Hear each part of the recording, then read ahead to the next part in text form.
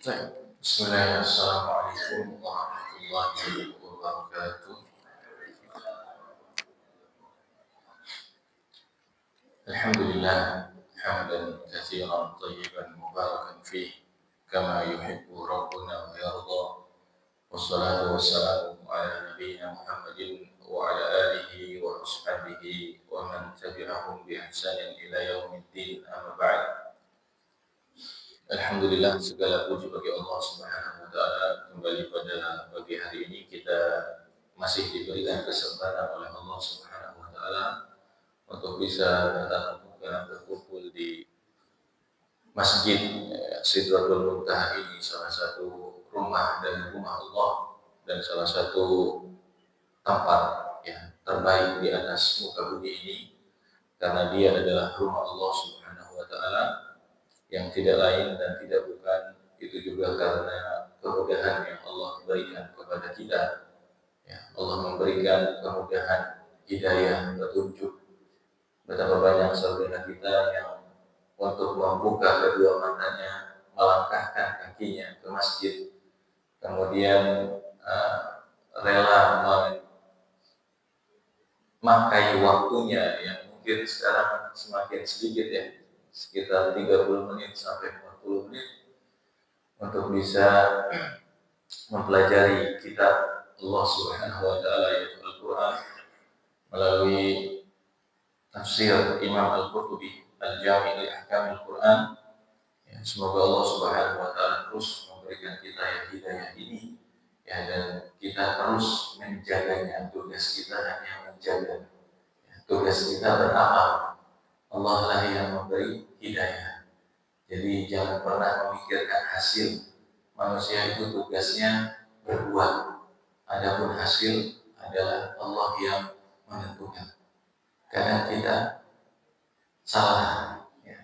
Kita mikirin hasil, kita mikirin haknya Allah Subhanahu wa taala. Tidak, ya. Adapun kenapa anak begini, kenapa anak begini, ya. Itu zonanya Allah. Itu kerjaannya Allah.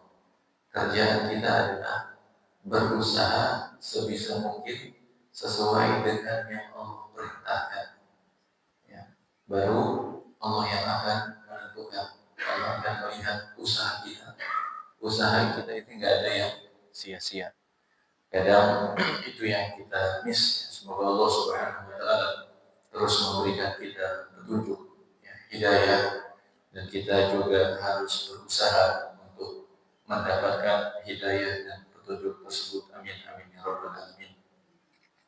Salawat serta salam tidak lupa kita aturkan kepada Nabi kita Muhammad sallallahu alaihi wasallam, kepada istri-istri beliau, kepada sahabat-sahabat beliau, dan kepada orang-orang yang mengikuti mereka semua hingga hari kiamat nanti. Maka ahibati fillah, kita lanjutkan kajian kita tentang tafsir Al-Jami' li Ahkam Al-Qur'an dari Imam Al-Qurtubi rahimahullah. Dan kemarin kita sampai surat Al-Ikhlas ayat Allahus Somad. Apa arti somad? As-somad, tempat bergantung, meminta.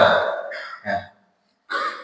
Apa yang kita bahas? Kenapa Allah tempat bergantung dan meminta? Allahu Ahad, Allah Maha Esa. Kenapa Allahus Somad, Allah yang Maha tempat kembali, Allahus Somad. Kenapa kembali? Karena Allah lah yang memberikan, ya, segala sesuatu, segala makhluk kalau punya kebutuhan, maka Allah lah yang akan memberikan kebutuhan tersebut. Kenapa? Karena Allah Maha Sempurna. Allah Maha Sempurna. Baik, ayat selanjutnya, lam yalid wa lam yulad.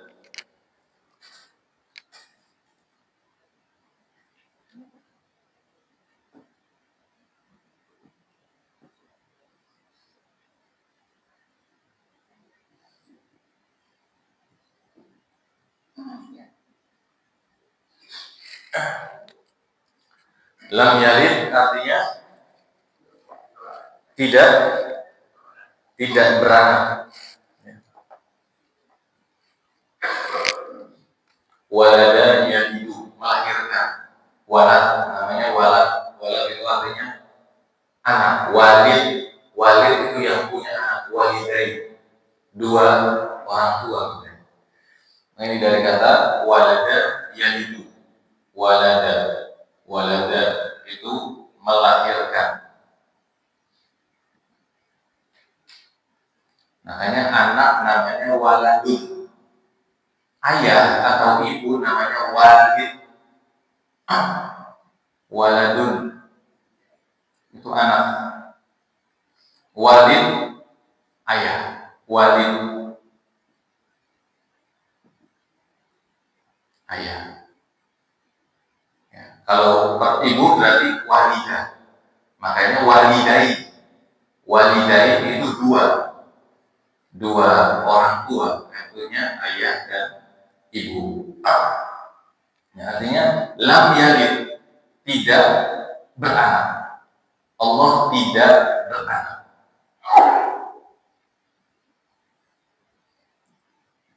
Allah tidak melahirkan.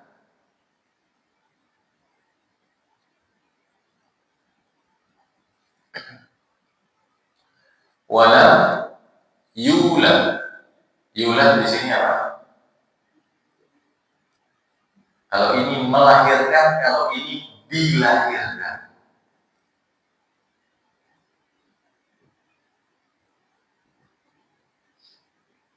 Ya. Sama kalau yang biasa kita dengar, kataba sama kutiba. Kataba mencatat, mewajibkan, kutiba diwajibkan. Ya. Kalau ini yulad, lam yalid wa lam yulad. Yalid melahirkan, yulad dilahirkan. Ya. Berarti kalau di sini posisinya berarti apa? Allah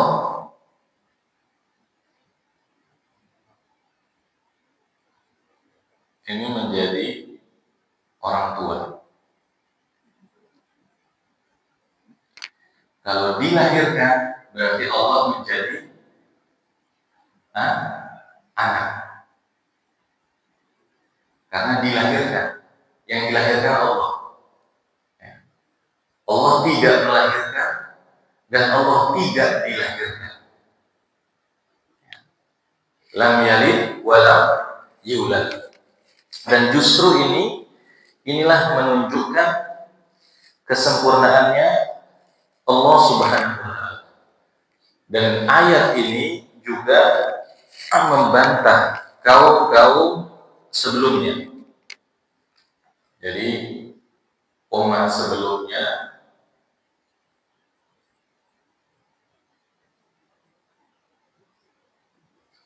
itu ada nggak yang mengaku Allah punya anak? Ada. Kaum apa? Nasrani. Ya. Aja. Nasrani aja. Yahudi bilang nggak? Yahudi bilang Allah punya anak nggak? Siapa? Iya. Yahudi dan Nasrani. Sebelumnya yaitu kaum Yahudi itu mengatakan siapa? Uzair ibnu Allah. Uzair. Allah punya anak namanya Uzair.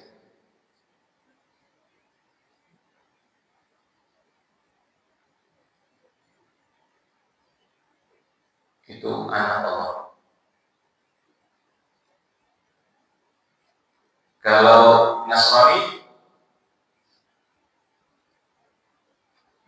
siapa? Al-Masih Isa. Masihullah.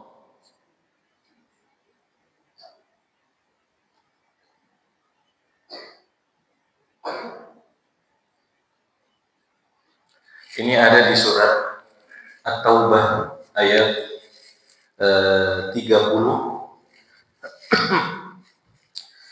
ketika Allah Subhanahu wa taala berfirman, wa qalatil yahudu Uzair ibnullah wa qalatil nasara al-masih ibnullah. Ketika umat Yahudi mengatakan Uzair adalah anak Allah, dan ketika umat Nasrani mengatakan Al-Masih atau Nabi Isa adalah anak Allah Subhanahu wa taala, maka ini perkataan yang sangat bohong, ya. Karena Allah tidak beranak, ya. Allah tidak mempunyai anak.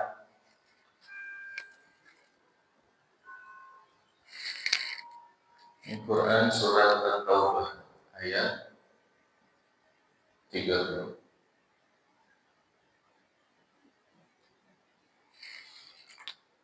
Adapun kaum musyrikin di Makkah, ya, kaum musyrikin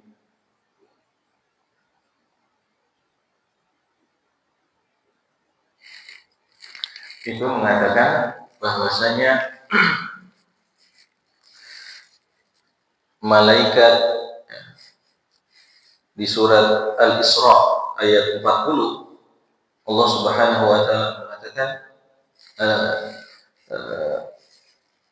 afa asfakum rabbukum bil banin wattakhadha minal malaikati inatha. Apakah kalian, ya, memberikan memilih laki-laki anak kalian, sedangkan Allah Subhanahu wa taala itu perempuan anaknya, yaitu siapa? Malaikat.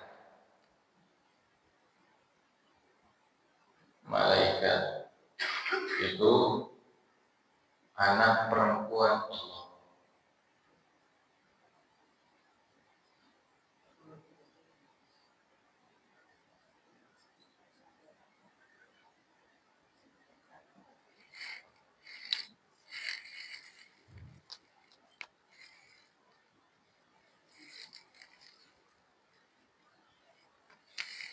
Surah Al-Isra ayat 40. Nah, maka ayat ini dengan tegas, ya, lam yalid, Allah tidak beranak, Allah tidak melahirkan, otomatis menghapuskan semua keyakinan ini. Semua keyakinan yang mengatakan Allah punya anak itu berarti salah, berarti nggak benar ajarannya, berarti sesat, ya. Karena memang Allah tidak punya anak. Kemudian Allah tidak diperanakan, ya, artinya Allah bukan punya anak. Berarti di sini Allah nggak punya ayah, nggak punya ibu. Berarti Allah posisinya, kalau di sini Allah tidak beranak, Allah nggak punya anak. Berarti di sini Allah tidak punya orang tua.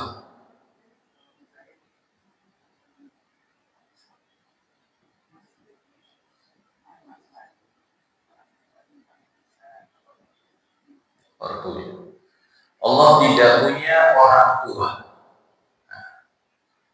Apa pelajaran yang bisa kita ambil dari penggalan ayat kedua? Kalau ayat pertama ini, jelas ini menghancurkan keyakinan yang salah. Walaupun dan Allah tidak diperanakan, artinya Allah nggak punya orang tua. Ini menunjukkan apa? Kembali, justru keduanya ini menunjukkan Allah nggak punya anak. Berarti Allah nggak jadi orang tua dan Allah tidak punya orang tua. Keduanya ini menunjukkan apa? Kesempurnaan Allah Subhanahu wa taala.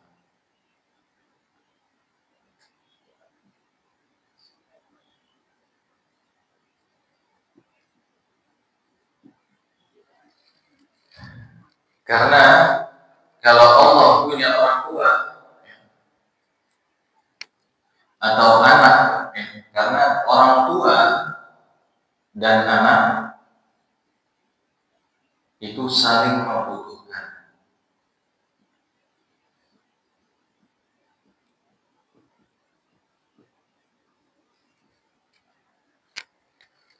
Artinya kalau Allah punya orang tua, berarti Allah butuh sama orang tuanya. Ya. Ada bayi yang bisa hidup tanpa orang tuanya? Ya bisa.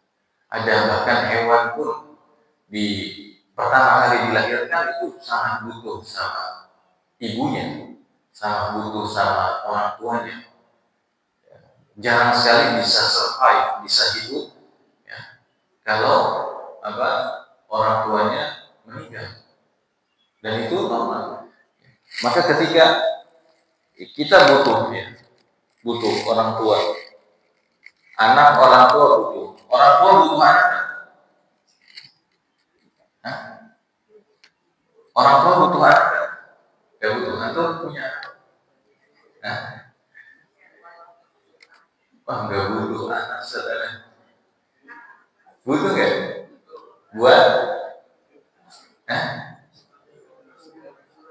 melanjutkan, buat melanjutkan, maka investasinya dibenerin.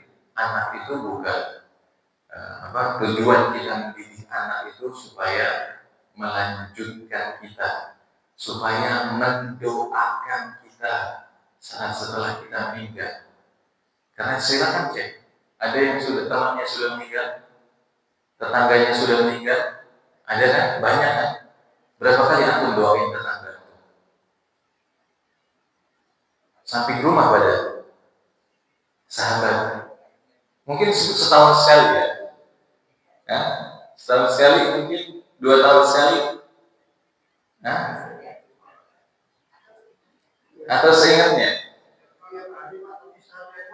Oh, makanya ini kan secara detail, secara umum aku mau doain, udah doain seluruh kaum muslimin, ya, seluruh kaum muslimin ya. Tapi kualitasnya lebih tinggi mana? Yang tinggi sendirian. Ketika aku ingat, oh ayah anak Robbi Firli wali daya, itu otomatis ayahnya langsung, ibunya langsung. Ya. Maka kita orang tua butuh anak. Makanya jangan salah persepsi, ya, jangan salah investasi. Anak itu investasi kita. Maka jangan hanya diinvestasikan masalah dunia, tapi investasi sejati anak kita itu investasi akhirat. Karena umur kita terbatas, tapi kalau anak kita menjadi anak soleh, maka seluruh keturunannya kita akan dapat.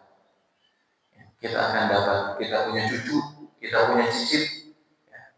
Karena itu ketika anak kita soleh, punya anak soleh, punya anaknya lagi soleh, itu walaupun umur cuma 60-70 tahun, tapi seakan-akan ratusan ribuan tahun selama nasabnya masih nyambung. Nah, kita butuh anak, orang tua butuh anak untuk melanjutkan eksistensi.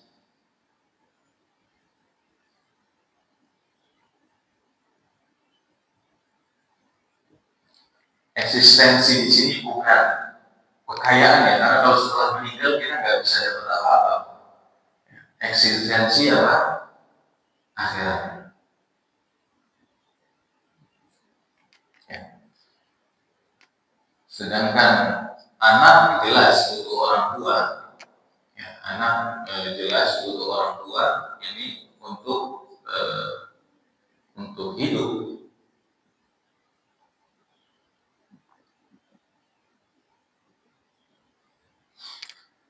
Nah, maka ketika saling membutuhkan, ya, ini saling membutuhkan, ini menunjukkan lemah. Kita kenapa disebut miskin? Karena dia butuh orang lain. Kenapa disebut kaya? Ya, al-ghina. Ghina, kekayaan itu dari kata ghina. Ghina itu artinya tidak membutuhkan. Ya benar. Ya, maka intinya kekayaan sejati itu bukan harta yang kita punya, tapi kekayaan sejati adalah ketika kita tidak membutuhkan apa yang dimiliki orang lain. Kenapa? Merdeka. Ya, merdeka. Ya, artinya yang dibutuhkan apa? Walaupun dia punya materi banyak, tapi dia masih butuh, masih merasa kurang. Ya, makanya butuh fakir, miskin. Itu kan ketika dia merasa kurang, nggak merasa cukup. Ya, sedangkan kaya cukup, ya, kaya nggak butuh. Ya, dia sudah cukup gitu, nggak butuh orang lain. Ya, maka kalau masih butuh, ini berarti masih ini menunjukkan kekurangan. Sedangkan Allah Maha sempurna. Makanya lam yalid wa lam yulad. Huwal awwalu wal akhir. Allah itu yang pertama dan terakhir. Menunjukkan juga apa? Kesempurnaannya. Karena kalau Allah punya orang tua, punya ayah ibu, berarti punya kakek nenek. Kalau punya kakek nenek, punya buyut. Kalau punya buyut, punya apa di atas buyut? Cangga, apa? Nah, cangga. Di atas cangga. Nah, ini konsekuensinya tuh. Kalau punya Allah punya ayah, ibu, nah berarti nggak cuma ayah ibu. Nah ini berterus. Ya. Nah makanya ini lam yalid walam yulad. Kemudian ayat yang terakhir adalah walam yakul lahu kufuwan ahad. Walam yakul lahu walam yakul lahu kufuwan ahad.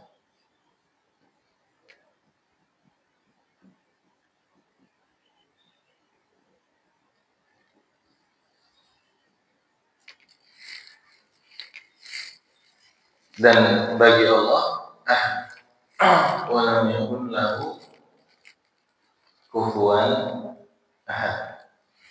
Dan tidak ada yang sama, yang jadi yakut. Maka ini sebenarnya kaf ya. Karena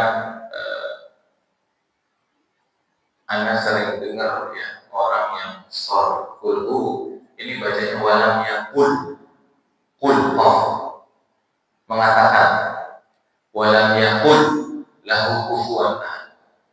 Dan ya kalau walam yakul artinya tidak mengatakan. Ya, jadi dan ini benar bahkan di anak-anak sekarang ini anak santri ya, sebelum itu hafalannya itu walam yakul pakai qaf.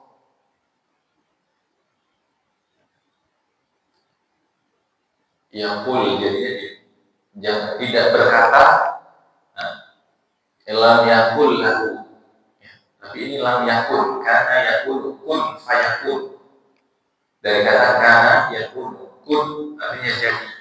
Walam yakul lahu dan tidak ada yang jadi sepertinya ya, yang menyerupai dia ya, satupun. Ya, artinya tidak ada satupun yang menyerupai bukan walam yakul ya.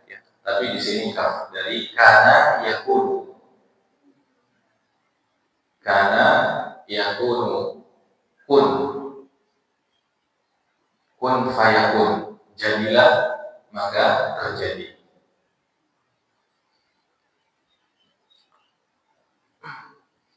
Artinya tidak ada dan tidak ada ya. Lam yakun nggak ada yang terjadi artinya yang nggak ada sesuatu, tidak ada satupun yang menyerupai.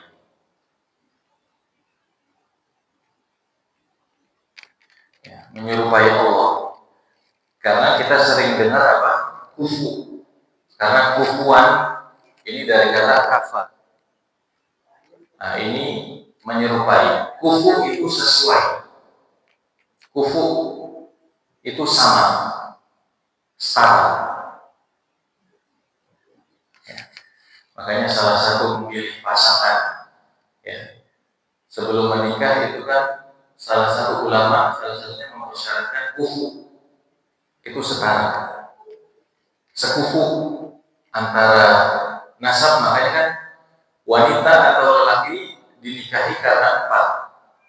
Yang pertama karena tampang, yang kedua karena nasab, yang ketiga karena kekayaan, yang keempat karena agama. Ya. Dan kita milih yang keberapa? Benar. Antum waktu nikah, istrinya hafal berapa juz? Ya. Suaminya hafal berapa juz? Yang enggak artinya, yang enggak masalah artinya. Nyesel gak salah?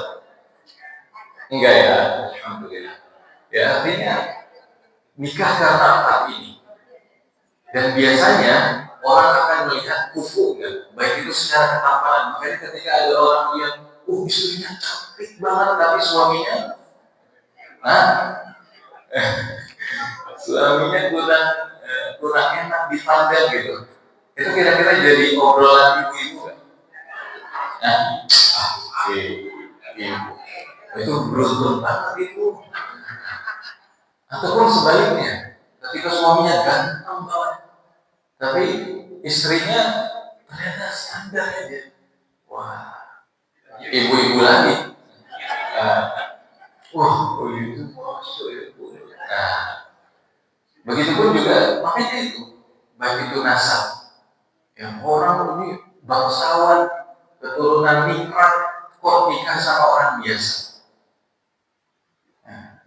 Ini orang kaya nikah sama orang miskin. Ya, maka ini kufu standar. Ya, maka aman. Makanya kan secara amannya itu kalau jaraknya tidak terlalu tinggi, insya Allah akan aman. Dan insya Allah bisa aman. Cuman effortnya lebih besar biasanya. Ya. Effortnya akan lebih usaha yang untuk dikeluarkan, ya, omongan orang, persepsi orang. Ya. Insya Allah kalau dia benar-benar ini kan ujian keimanan, ujian cinta juga. Gitu. Ya. Nah, tapi kalau mau mudah, cari yang sekufu. Begitupun agamanya. Ya. Antum mau mudah, mungkin nanti yang mau carikan masih punya anak, masih punya cucu.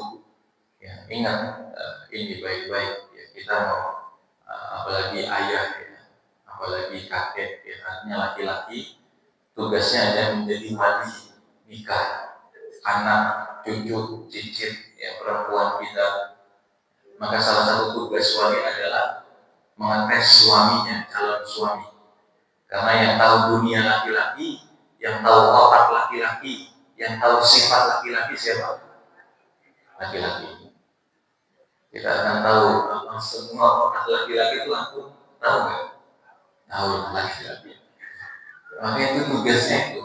Tapi sekarang yang menjadi masalah makanya peran ayah sebagai wali bemper pertama menjaga anak perempuan kita itu hilang. Sekarang ayah udah yang penting kamu cinta, cinta. Sekarang kalau anak ngomong cinta itu ketawa. Ketika masih muda ngomong yang penting cinta, yang penting sayang, nggak bisa. Ya. Nikah itu untuk seumur hidup.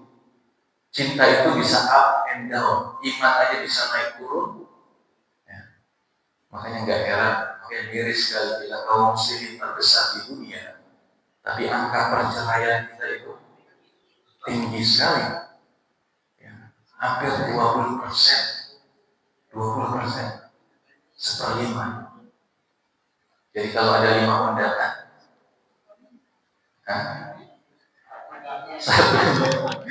itu milih kira-kira mana nih yang nggak usah datang ya, akhirnya cerai juga. 1/5. Ya. Maka ini salah satunya tugas kita ayah itu dalam wali kurang untuk apalagi seleksi agama. Ya. Karena agama inilah yang membuat ya, aman lah karena kita di bagian. maka dia akan membersihkan tangannya dari debu. Selesai. Ketika menemukan calon pasangan yang solehah, udah selesai. Ya. Nikah itu bukan, ya menurut kita dulu sebelum nikah, tujuan akhir, kapan nikah? Ternyata setelah nikah, baru mulai. Masalah baru mulai. Ya, maka kata Nabi kalimat ya, kalau kalian memilih karena agama, ya, maka kalian akan membersihkan kedua tangan dari debu. Artinya selesai. Ya. Masalah datang tapi dengan iman, dengan takwa akan mudah. Ya. Ini walam yakun lahu kufuwan ahad. Ya. Dan tidak ada yang menyamai Allah sama sekali. Ya, ini artinya jelas. Ya, ini juga menunjukkan kembali apa? Artinya Allah satu-satunya. Ya. Dan ini menunjukkan pokoknya al-ikhlas, murni. Ya. Itu menunjukkan kesempurnaan Allah Subhanahu wa Ta'ala. Bahkan dalam hal hanya sekedar ucapan. Ya. Hanya sekedar ucapan. Seperti dalam hadis Nabi SAW diriwayatkan oleh Imam Ahmad, bahwasanya ada sahabat yang mengatakan, Masya Allah wa syi'ta. Masya Allah wa syi'ta. Ya, jadi tidak ada yang akan menyerupai Allah, bahkan dalam, makanya ketika ada sahabat yang mengatakan Masya Allah wa syi'ta, ada salah satu.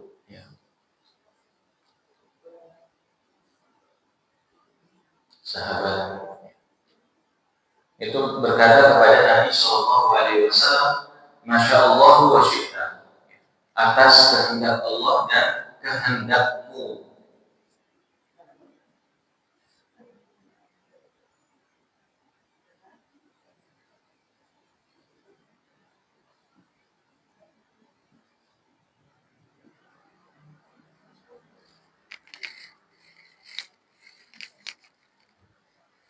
Apa kata Nabi? Aja'altani lillahi niddan. Apakah engkau menjadikan aku sebagai sekutu Allah Subhanahu wa Ta'ala? Tuhan selain Allah, menyamakan aku dengan Allah. Niddan. Ketika ada ini ngomong dia, Masya Allah wa syi'ta. Ya, semoga Allah menghendaki dan engkau, semoga Allah dan engkau menghendaki. Ikan Masya Allah artinya apa? Insya Allah artinya apa? Semoga Allah menghendaki. Ya, semoga Allah menghendaki. Ini artinya ketika ada kata wa dan, ya, artinya semoga Allah dan kamu.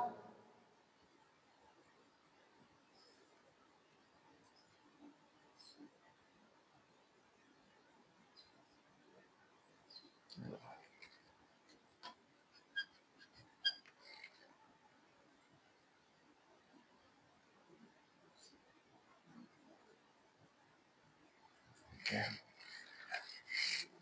Ada kata dan. Apa komentar Nabi Shallallahu Alaihi Wasallam? Aja'altani lillahi niddan. Apakah engkau menjadikan aku sekutu bagi Allah Subhanahu wa Ta'ala dalam masalah kehendak?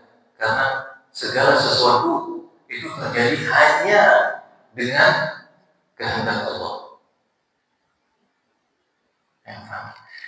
Dan sahabat ini mengatakannya, pastilah sahabat gak mungkin sahabat berbuat syirik. Ya. Makanya kan walaupun hanya sekedar omongan, ya, sekedar omongan, apa reaksi Nabi Shallallahu Alaihi Wasallam? Jawaban Nabi menjawab, Shallallahu Alaihi Wasallam menjawab, apakah engkau menjadikan aku sekutu bagi Allah dengan ucapannya? Engkau menjadikan aku sekutu bagi Allah.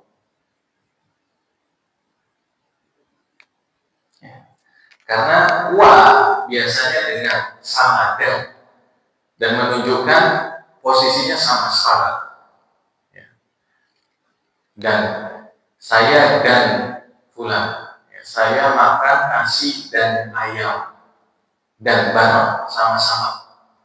Posisinya sama, nggak ada yang duluan, nggak ada yang belakangan, nggak ada yang lebih utama, nggak ada yang lebih akhir.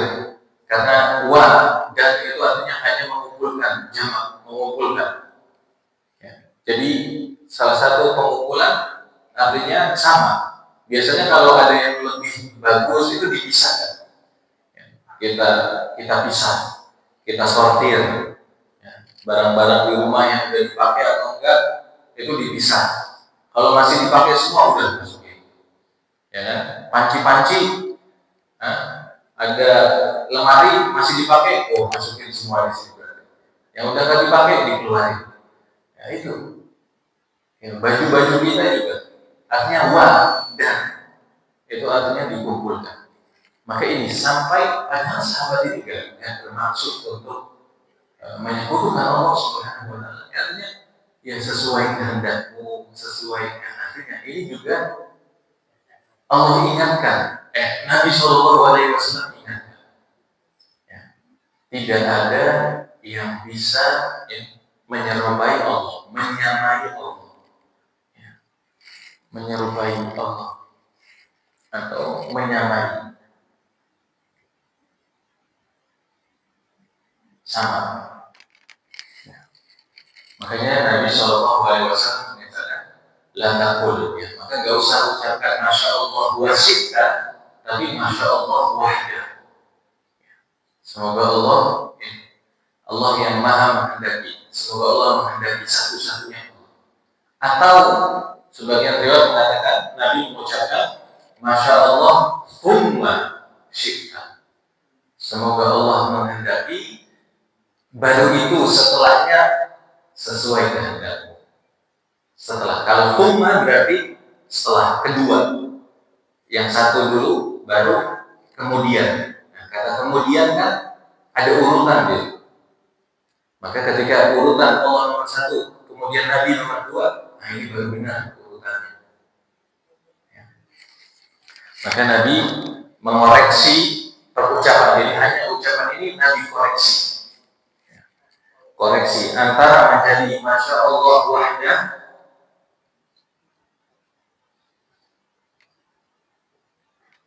satu, atau masya Allah kalau masih mau masya Allah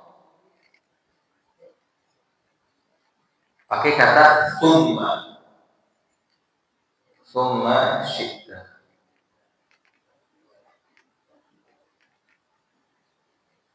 Thumma pakai ini diganti thumma.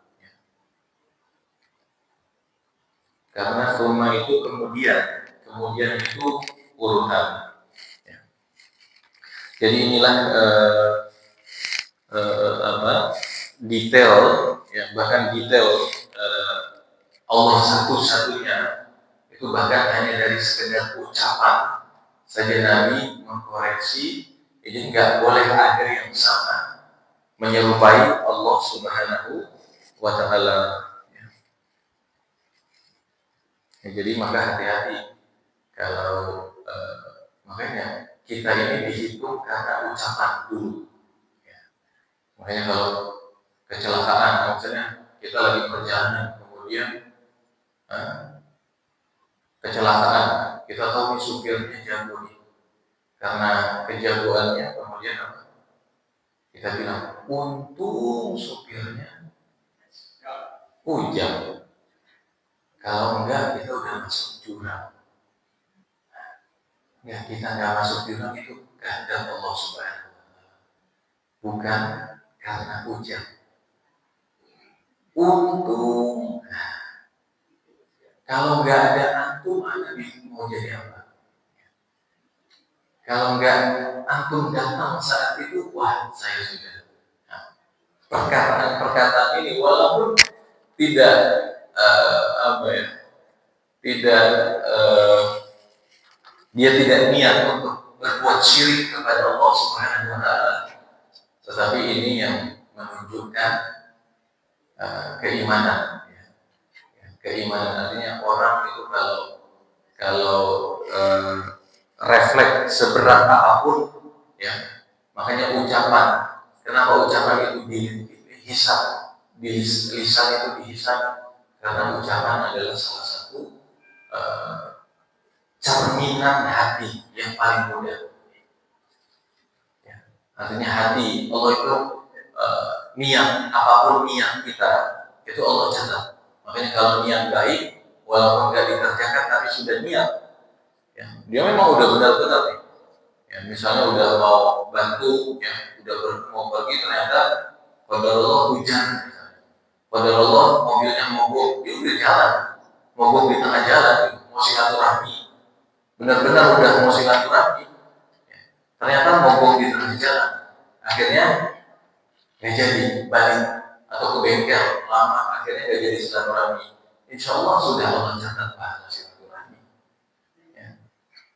Dan kenapa hati? Ya, makanya kenapa ucapan lisan itu dihisab?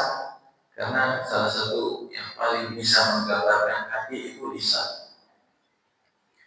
Makanya keceplosan, ya, kemudian zikir. Makanya orang-orang yang justru kalau keceplosan itu bisa jadi itu yang ada di hatinya, ya. Itu yang menggambarkan pikirannya sebetulnya.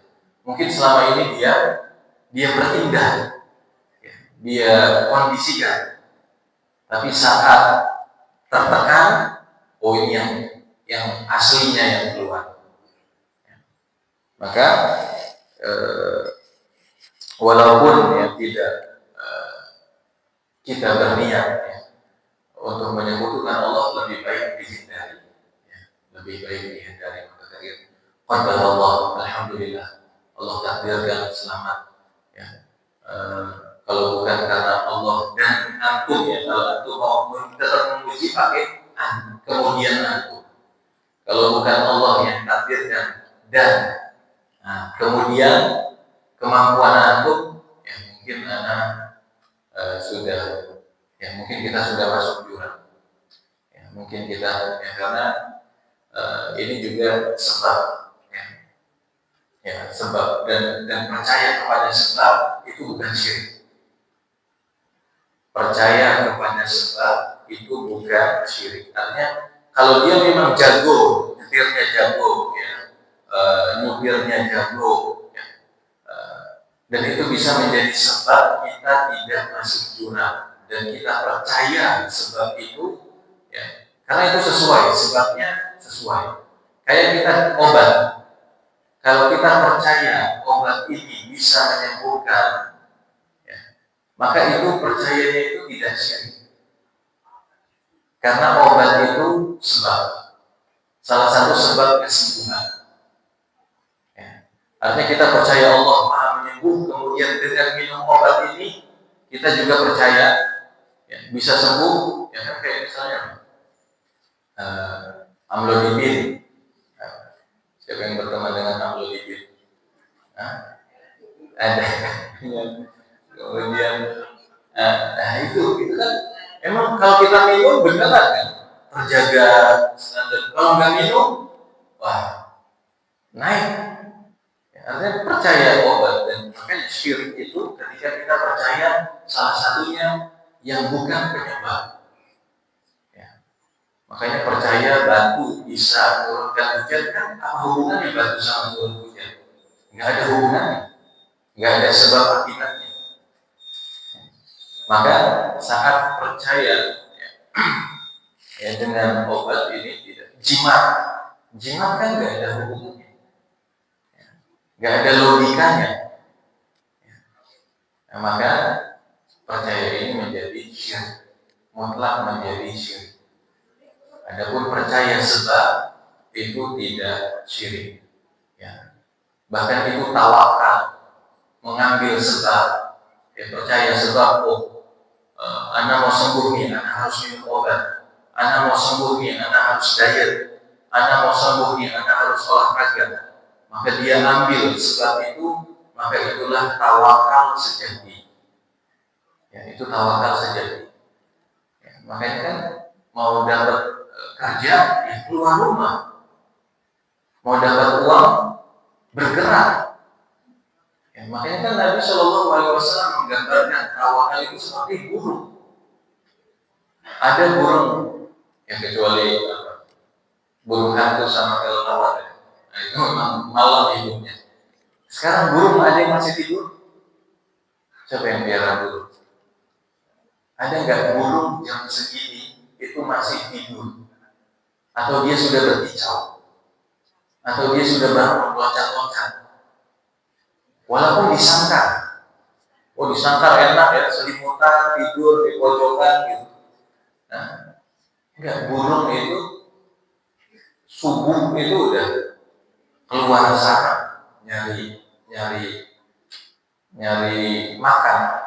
Ya. Padahal burung punya kulkas. Antum ketahui. Burung punya kulkas? Enggak punya. Dia nggak bisa nyimpen makanan. Jadi makanan yang dia ambil itu yang dia makan. Besok ya udah, besok urusan besok. Besok cari lagi. Besok cari lagi. Dan itu Nabi gambarkan aku tawakal. Artinya tawakal itu justru sejati. Tawakal bukan diem aja. Tawakal bukan cuma doa, ibadah. Justru tawakal sejati adalah ketika kita mengerjakan sebab. Atau mau kerja, atau mau dapat duit, apa sebabnya? Ya kerja. Ya kerja itu harus bergerak, keluar, cari. Bukan diam di rumah. Ya. Kemudian berpangku tangan. Ya. Ya, jadi ini surat Al-Ikhlas. Maka tidak ada sekutu bagi Allah Subhanahu wa Ta'ala. Ya, Allah Maha Esa, Allah satu-satunya ya, dalam masalah roh, penciptaan, pengaturan alam semesta ini, dalam masalah ibadah, ya.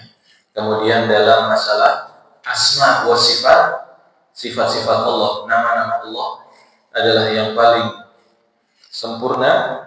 Ya. Kemudian apa? Ya, ketiga ini ya, Allah Maha sempurna di ketiga ini ya.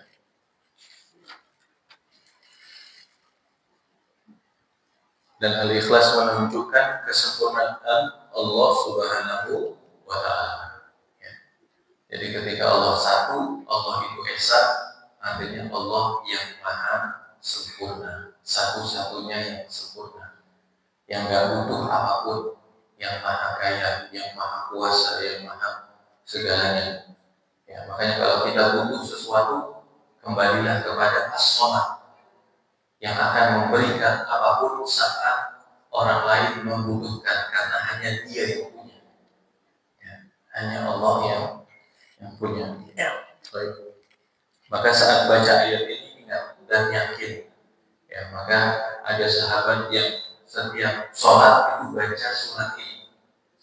Ya, baca surat ini.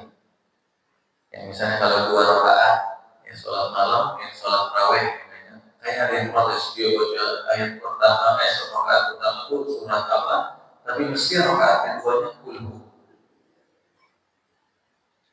Berdiri lagi 2 rakaat pertamanya baca Al-Baqarah, apa segala macam, rakaat keduanya kulhu. Kemudian ada yang boleh begini, ngadu ke Nabi Sallallahu Alaihi Wasallam. Kemudian dipanggillah sahabat tersebut, kemudian ditanya, apa yang menyebabkan engkau baca kulhu di setiap rakaat kedua? Orang ini menjawab, Pak, karena aku cinta, suka dengan surat Al-Ikhlas. Sukanya bukan karena pendek atau enggak, orang rakaat pertama baca Al-Baqarah gitu.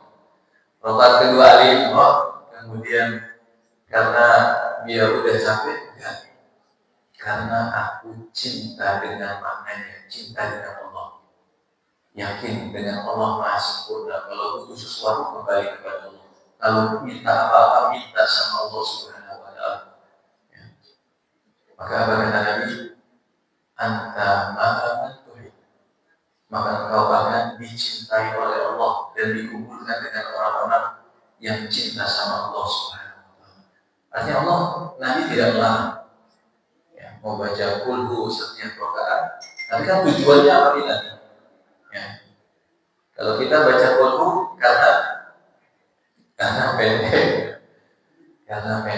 Tapi insya Allah setelah tahu artinya, tahu maknanya, maka baca kulhu ini menunjukkan kesempurnaan Allah Subhanahu wa Ta'ala. Gak ada yang bisa menyamai Allah.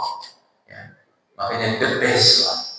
Makanya kita akan bangga, semakin yakin iman dengan Allah semakin tinggi, kita akan bangga dengan Allah Subhanahu wa Ta'ala. Kita gak akan takut ya, sehancur-hancurnya seorang pengen berbuat jahat sama kita, tapi kita punya Allah, gak usah takut ya, tidak usah takut ya. Maka semoga keimanan kita, kecintaan kita kepada Allah, kemudian kecintaan kita kepada surat Al-Ikhlas itu bertambah ya, bukan hanya sekedar hafal luar dalam ya, dari kecil yang melontok ya, kemudian mudah, tetapi juga saat kita baca ini kita ingat maknanya, artinya ya, dan seluruhnya merujuk kepada kesempurnaan Allah Subhanahu wa Ta'ala.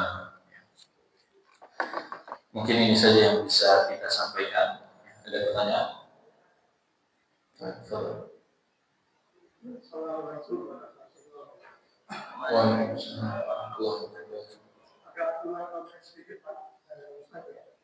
Tadi waktu rakaat pertama saya langsung terpapar karena beberapa hari ini ya, di WA grup masjid ada bule pasien balita perempuan hafal surat Al-Kahfi, sedangkan saya nggak hafal. Saya berusaha menghafal bisa. Nah, saya nggak tahu kalau bolehnya apa enggak. Kita bukan desaplikasi. Saya tinggal di 7 bulan pas itu, umur saya sudah 78 tahun. Jadi apakah ada hubungannya? Hubungannya? Ya kan, nanti kan saya bagikan dia itu balita, usia saya perempuan boleh apa takbir. Itu belum saya tahu saya. Nah, gimana caranya umur segini mau apa itu? Terima kasih. Assalamualaikum. Waalaikumsalam warahmatullahi wabarakatuh. Gimana umur segini masih mau bisa hafal? Coba yang lihat jangan yang balita, yang usia lanjut banyak juga. Yang baru mulai hafal Quran di umur 63, 65, 70 tahun itu banyak. Ya, banyak dan insya Allah ya semoga menjadi semangat pemicu kita, motivasi kita, dan jangan menjadi justru down ya. Tapi dan ini janji pertama menghafal Quran itu butuh waktu ya. Kemudian butuh hatinya butuh jernih dulu ya, butuh hatinya bersih ya, karena nur ya, al ilmu nur, ilmu itu cahaya dan cahaya tidak akan tembus ya. Artinya taubat, istighfar perbanyak, kemudian usaha ya. Dan Quran itu lebih cepat hilang dibandingkan hewan ternak yang diikat, binatang liar. Nabi SAW mengatakan, "Fa'inal Quran ya, lebih cepat hilang aflan minal ibil." Seperti kalau unta diikat itu dia nggak kabur, tapi kalau ketika ikatannya dilepas itu langsung lari. Dan Quran lebih cepat hilang dibandingkan unta ini. Artinya memang butuh waktu. Ya. Bukan, makanya bukan kita menyisihkan waktu, ya. Tapi bukan kita yang waktu Quran butuh waktu, tapi waktu butuh Quran. Jadi ketika kita mau baca Quran, hanya nggak punya waktu, hanya menyisihkan waktu, bukan Quran yang butuh waktu, justru waktu yang butuh Quran. Ya. Jadi memang butuh disiplin dan jangan putus asa. Ya. Kata Ibnu Qayyim juga tidak ada yang mungkin. Ya. Mungkin balita itu sekarang hafal, tapi tujuan menghafal Al-Quran itu bukan dihafal di awal. Kita menghafal Quran itu tujuannya bukan dihafal, tapi untuk diamalkan. Dan menghafal Quran itu bukan dulu-duluan. Ya, jadi, dia sudah hafal, anak belum hafal. Bukan. Ya. Saya selalu ingatkan ke santri, ya, artinya kita gak dulu-duluan. Karena kemampuan yang Allah berikan itu terbatas. Ada orang yang hafalannya kuat, ada orang yang hafalannya cepat. Ya. Menghafal Quran itu bukan siapa yang duluan hafal. Karena Quran itu dinilai nanti di akhir. Ketika kita sudah meninggal, rapor Quran itu keluar saat kitab amalan catatan kita itu dibandingkan. Jadi percuma kita hafal cepat, kemudian gak pernah dipakai, gak pernah dibaca, gak pernah ditadaburi, akhirnya hilang. Ya, hilang. Makanya setelah hafal gak selesai nih. Setelah hafal gimana dia amalkan, gimana dia kerjakan, gimana dia pakai. Ya. Maka tetap semangat dan ya memang itu dan Nabi juga memberikan kabar gembira ya, bagi yang sudah tua, kemudian nggak hafal-hafal, ya, kemudian susah makhorijul hurufnya, nggak benar-benar bilang ho itu nggak bisa, ha nggak bisa, do, ain, ghain, q itu susah. Apa kata Nabi Shallallahu Alaihi Wasallam? Tapi yang terus membaca, wayatata, dia terbata-bata. Ya, saat membacanya, dia susah, baru hafal satu ayat, 5 menit lupa. Nah, baru hafal satu halaman, besoknya lupa. Ya, tapi dia terus, maka pahalanya double. Pahala setiap yang antum baca hurufnya 10, dan setiap keletihan dan capeknya antum membaca Al-Quran itu juga berpahala. Ya, jadi pahalanya double. Lahu ajron, dia punya 2 pahala. Pahala baca Quran bagi yang normal kan setiap satu huruf 10. Dan pahala ketika kita capek, baik itu saat hafalan kita hilang atau saat lisan kita ini sudah kaku untuk bisa berusaha membaca sesuai tajwid dan makhraj huruf, dan itu capek. Ya. Makanya Allah kan melihat usahanya, bukan melihat hasil. Tugas kita beramal, adapun hasil itu Allah yang menentukan. Maka insya Allah semangat tetap justru menjadi motivasi, baca lagi. Takbir mereka belum hafal berarti kurang. Ya. Kurang murojaahnya, kurang mengulangnya, kurang, dan yakin nggak ada yang saya bisa hafal. Seorang penghafal Quran bisa mungkin bahkan sekelas Imam Syafi'i. Imam Syafi'i rahimahullah, makanya mungkinnya seperti apa?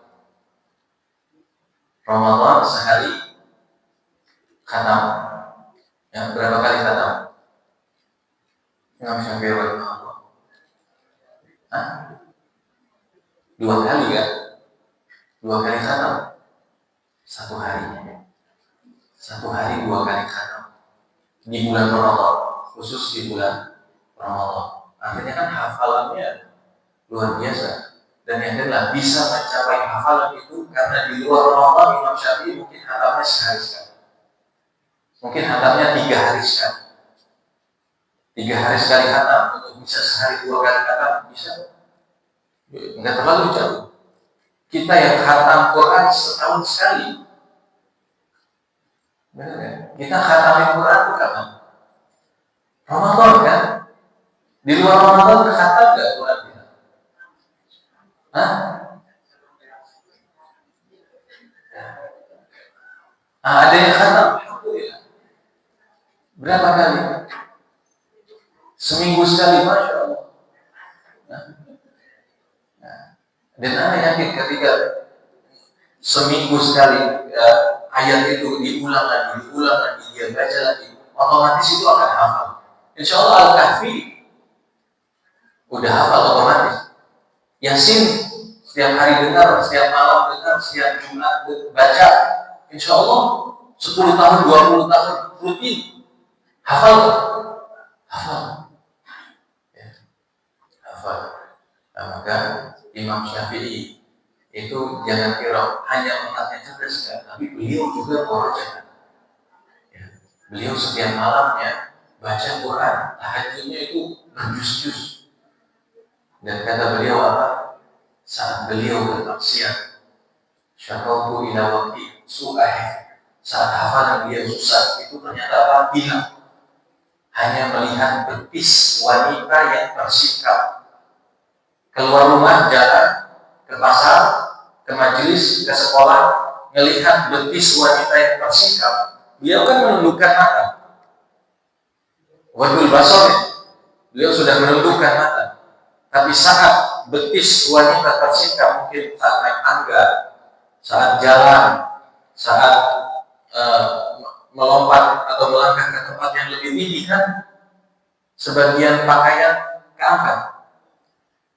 Dan Imam Syafi'i wanita manusia, dan sekelas Imam Syafi'i aja lah bisa terlena melihat betis, Pak, betis, nggak lihat wajah, nggak lihat yang lain-lain. Ini lihat betis dan tersikap sebentar aja, kemudian hilang, hafalan beliau hilang, murojaah nggak bisa. Ulang lagi, makanya ngadu ke gurunya, ke wakil gurunya. Maka nasihat wakil, ilmu itu cahaya, wa nurullah la yuhda lil asy. Dan cahaya Allah tidak akan berikan kepada ahli maksiat. Bayangkan, Imam Syafi'i cuma melihat gurunya bilang kepada ahli maksiat. Makanya yaitu untuk menjaga Quran, kita jaga pandangan, kita jaga mata, kita jaga telinga, kita jaga mulut. Maka Allah akan jaga Quran kita di hati kita, Quran kita di otak kita. Ya. Jadi mungkin ini saja yang bisa kami sampaikan. Semoga Allah Subhanahu wa Ta'ala memberikan kita taufik hidayah, ya, untuk terus mempelajari kitab Allah, mempelajari Al-Quran, ya, menghafalkannya, ya, dan mengamalkannya, dibaca. Makanya salah satu supaya kita hafal, kita baca di sholat kita. Hafal at-takwir 10 ayat, baca 10 ayat itu rutin, entah qobliyah, entah ba'diyah, entah duha, entah sholat witir, baca. Nambah 1 ayat, tambah lagi bacanya. Nah, itu yang menjadikan hafalan kita insya Allah semakin kuat dan semakin bertambah. Ya. Orang yang bersungguh-sungguh itu salah satu cirinya itu nggak ada alasan, tidak banyak membuat alasan. Ya kan, kalau benar-benar katanya antum mau traktir anak, ayo, ya. Katanya antum mau benerin, ayo, ya. Jadi walaupun hujan, gas, dia akan bilang gas, jalan. Orang sungguh-sungguh itu gak akan cari alasan. Ya. Oh nanti deh, kalau hujannya turun, nanti deh, karena belum ini. Ya, kalau dia sungguh-sungguh, dia akan lakukan saat itu juga dan tidak melakukan atau memberikan banyak alasan. Ya, maka kalau ingin menghafal Quran, silakan baca dan diulang-ulang, ya. Dan insya Allah kita akan tercengang-cengang dengan bacaan Quran kita, dengan hafalan Quran kita kapan? Nanti di akhirat. Ya. Nanti yang pertama kali menyambut kita ketika mata kita dibuka di kubur itu adalah Al-Quran. Yang menemani kita di dalam kuburan kita adalah Al-Quran. Ya. Dia akan berbentuk manusia yang lusuh, ya, kumel, kusut. Kemudian bilang, aku adalah Al-Quran. Kenapa? Karena saat hidup engkau juga haus, engkau juga capek, engkau juga ngantuk untuk membacaku. Maka saat di akhirat dia yang akan menjaga kita, menemani kita dari azab kubur. Itulah Quran kita. Bahkan ketika nanti kita menjadi ahli surga, tingkatan surga kita itu apa? Ditentukan dengan hafalan dan pengamalan Quran kita. Iqra wartaqi, baca, dan setiap kita baca kita akan naik tingkatan. Surga itu ada 200 tingkatan. Ya, mi'atai darajat. Maka ketika hafalan kita berhenti, disitulah surga kita. Ya, berhenti. Jadi kalau terus sampai atas hafalannya, ya sampai Firdaus. Amin, amin ya rabbal alamin. Ya, semoga kita menjadi penghuni surga Firdaus a'la bersama Nabi sallallahu alaihi wasallam. Ya.